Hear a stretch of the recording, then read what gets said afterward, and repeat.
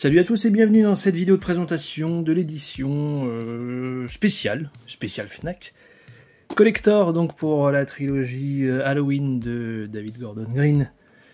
Oh ouais, on va pas revenir sur la trilogie, hein. Là n'est pas le sujet.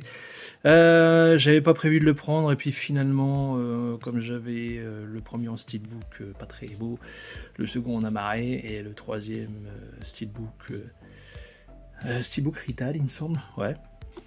Donc bon, c'est un peu le bordel, certes, le produit est cher, je vous le cache pas. Mais bon, pour se rassurer, on se dit qu'il y a 10 € sur la carte Fnac. Enfin bon, c'est un choix. Donc, avant toute chose, ça va, c'est arrivé dans un carton avec de la grosse bubule. Donc c'est très bien, c'est très bien. On flippe un peu puisque c'est les coffrets métalliques. C'est mon premier aussi dans ce genre-là. Donc c'est peut-être pour ça aussi que j'ai craqué. Je le trouvais sympa. Visuellement, les steelbooks, c'est autre chose.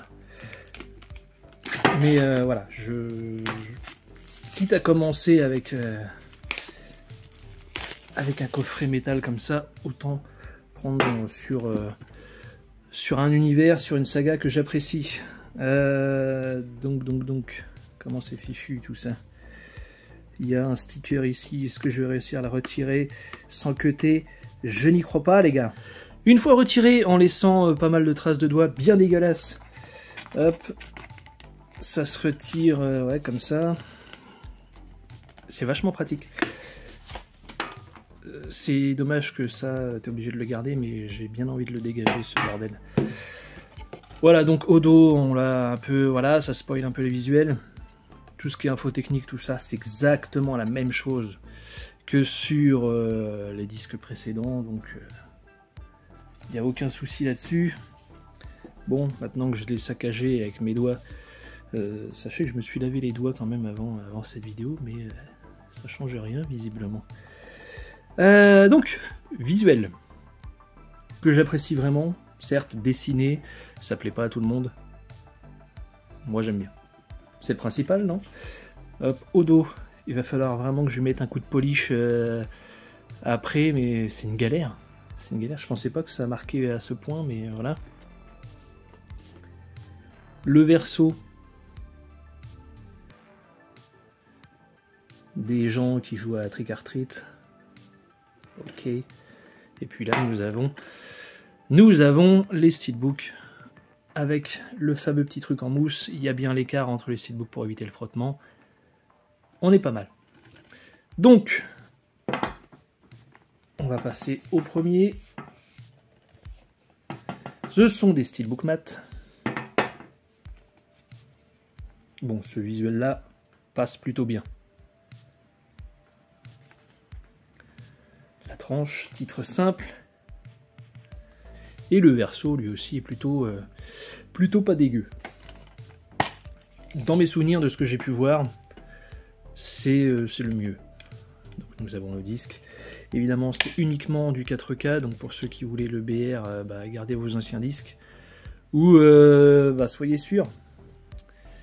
Donc, artwork interne sympa, j'aime bien. Donc pour le coup, ce steelbook-là est cool. Le second, voilà, la petite maison, le Kills, et un verso qui met bien en valeur le fameux Michel. Je me souviens plus de la sérigraphie des disques, je pense que c'est les mêmes. Dites-moi ceux qui s'en souviennent, mais il me semble que c'est la même chose. Donc artwork interne, noir et blanc toujours, plutôt bien choisi. Hop. Et enfin le troisième, avec cette bonne vieille ganache de Laurie Strode. Hands. Et encore le Myers. En artwork, nous avons encore Myers.